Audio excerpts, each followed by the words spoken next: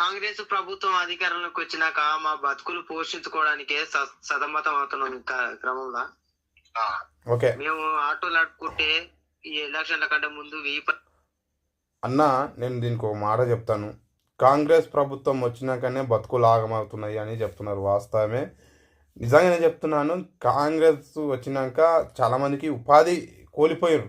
ఈ 2 నెలలను చాలామందికి ఉపాధి కోల్పోయినారు. బట్ మనము కూడా ప్రభుత్వానికి ఒక కొంత టైం ఇవ్వాలి. కొంత టైం ఇచ్చి మనం దాన్ని ఏముంటుంది అనేసి మాట్లాడాలి. సరే, నువ్వు ఇప్పుడే కాంగ్రెస్ ప్రభుత్వం వచ్చిన తర్వాతనే బతుకులు ఆగమైనాయి అన్న అని చెప్తున్నావు. కరెక్టే.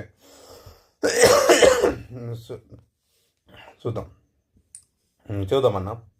1200 తెచ్చుకొని మా కుటుంబాలు పోషించుకునే వాళ్ళు కరెక్ట్ అన్న.